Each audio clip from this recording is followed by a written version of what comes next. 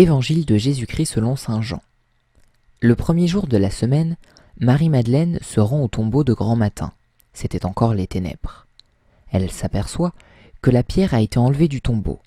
Elle court donc trouver Simon-Pierre et l'autre disciple, celui que Jésus aimait, et elle leur dit : « On a enlevé le Seigneur de son tombeau, et nous ne savons pas où on l'a déposé. » Pierre partit donc avec l'autre disciple pour se rendre au tombeau. Ils couraient tous les deux ensemble, mais l'autre disciple courut plus vite que Pierre, et arriva le premier au tombeau. En se penchant, il s'aperçoit que les linges sont posés à plat. Cependant, il n'entre pas. Simon-Pierre, qui le suivait, arrive à son tour. Il entre dans le tombeau, il aperçoit les linges posés à plat, ainsi que le suaire qui avait entouré la tête de Jésus, non pas posé avec les linges, mais roulé à part à sa place. C'est alors qu'entra l'autre disciple, lui qui était arrivé le premier au tombeau. Il vit et il crut. Jusque-là, en effet, les disciples n'avaient pas compris que selon l'Écriture, il fallait que Jésus ressuscite d'entre les morts.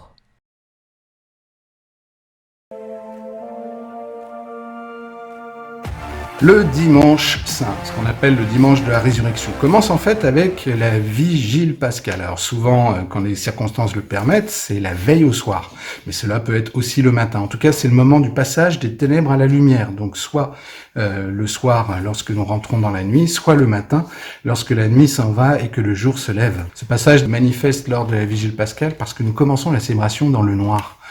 Toutes les lumières sont éteintes. Et là, tout d'un coup, nous venons avec des bougies et se lève la lumière, c'est-à-dire que le Christ est ressuscité. On fait son annonce par un chant qui est chanté par le diacre ou par le prêtre, ce qu'on appelle l'exultet, ce qui signifie exulter. Exulter, crier de joie parce que le Seigneur est ressuscité. La résurrection, ce n'est pas simplement de dire « ouf, enfin, ce qui est difficile est passé dans notre vie et maintenant on peut être tranquille ». C'est que ce jour-là, Jésus manifeste par sa résurrection que l'amour, la vie est plus forte que la mort. Ça a l'air de rien, mais c'est tellement indispensable. Des fois, on peut partir complètement désolé, ne plus avoir envie de rien, se dire que de toute façon, rien ne pourra changer dans notre vie. Mais bon sang, la résurrection vient au contraire nous manifester que rien, pas même la mort, ne peut nous éloigner de l'amour de Dieu. La vie aura toujours le dernier mot. C'est-à-dire, qu'est-ce qui peut nous arriver si même la mort n'est pas l'essentiel de notre vie ou le point final de notre vie. Cette puissance-là, elle est tellement forte qu'on fait vraiment du dimanche de Pâques, de la célébration de la résurrection, le temps le plus essentiel de notre vie. Et d'ailleurs, les apôtres qui n'avaient rien compris jusqu'à présent de ce que Jésus disait, découvrent après la résurrection de Jésus que cette puissance-là est en train d'agiter leur propre vie, de la transformer. C'est au contraire pour nous inviter à une nouvelle vie. Nous sommes invités à changer, à croire que même la mort ne peut rien contre nous. C'est ce que nous disons le jour de notre baptême.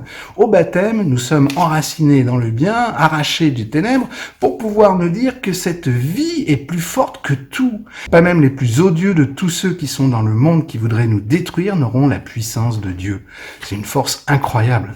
Une force incroyable, mais qu'il faut réactiver par notre mémoire vive. Sinon, on l'oublie. En tout cas, si on veut vraiment que les choses changent dans le monde pour le bien, c'est aussi à nous de le choisir. Et de choisir la vie. Tout est possible donc à celui qui aime. Et ça, je crois que c'est important de pouvoir le manifester. En tout cas, c'est la raison pour laquelle on fait une fête. Et les cloches qui sonnent le jour de Pâques, c'est pour nous rappeler que Jésus ressuscité a transformé notre vie. Et que nous sommes appelés donc ainsi à le vivre jour après jour. Cette fête de la résurrection que nous célébrons tous les dimanches, tous les dimanches, c'est Pâques. C'est-à-dire que nous célébrons la mort et la résurrection de Jésus. Les forces des ténèbres, si je les laisse faire, elles m'envahissent, quoi. Et que j'ai besoin de ce Jésus ressuscité pour pouvoir avancer dans ma vie. Sans lui, je n'ai pas la force de porter ma croix. Sans lui, je n'ai pas la force de pouvoir avancer. Sans lui, je perds l'espérance que la vie est plus forte que la mort. Donc, ce dimanche de Pâques, tous les dimanches, nous relie à Jésus, comme une force pour que nous soyons des vivants. Cela nous permet de comprendre en fait, parce que lors de la vigile pascale, nous avons jusqu'à 7 lectures qui nous rappellent toute l'histoire du peuple d'Israël, finalement toute l'histoire de l'humanité. C'est que d'abord, nous sommes créés par et pour l'amour. Dieu a créé l'univers par amour complet, pas simplement les êtres humains, mais sa création. Nous sommes créés par l'amour dans l'objectif d'aimer nous-mêmes, ce qui construit, ce qui permet de vivre une vie belle. Voilà, mais comme nous avons tendance à l'oublier, le Christ vient me chercher pour pouvoir me relever aussi bas que je sois tombé. Je suis créé par amour et Jésus vient me sauver par amour. Et pour pouvoir le vivre, eh bien, en fait, cette semaine sainte ne s'achève pas au dimanche de Pâques. Il reste encore 40 jours jusqu'à la Pentecôte. Parce qu'il faut du temps pour comprendre tout ça. Il faut du temps pour l'assimiler. Et la Pentecôte, c'est le don de l'Esprit Saint, celui qui nous redonne la force alors que les apôtres avaient peur, après la mort de Jésus, d'être à nouveau condamnés. Ils vont recevoir l'Esprit Saint pour pouvoir partir annoncer la bonne nouvelle. Ça, ils ont besoin de cet esprit d'amour du Christ qui vient en fait souffler à notre oreille. Vas-y, c'est ce qu'il faut faire dans la vie. Alors, n'aie pas peur, même la mort n'a rien contre toi.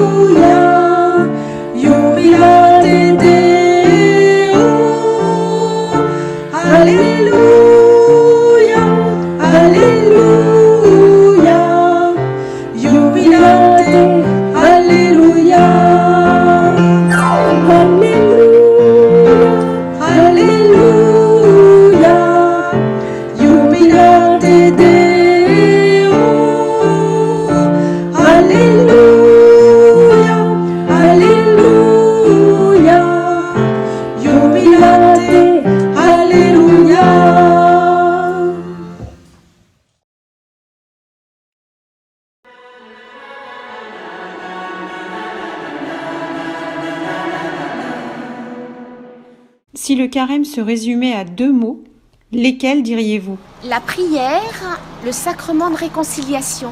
Alors, je vais te dire trois mots, très longue période.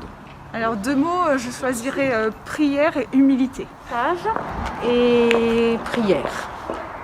Pour moi, ce carême 2021, il a été marqué par le signe de ces confinements, c'est-à-dire du fait d'être attentifs les uns aux autres dans une période qui est assez stressante. Donc plutôt être artisan de paix que agitateur, et ça fait du bien. Comment abordez-vous la Semaine Sainte 2021 ?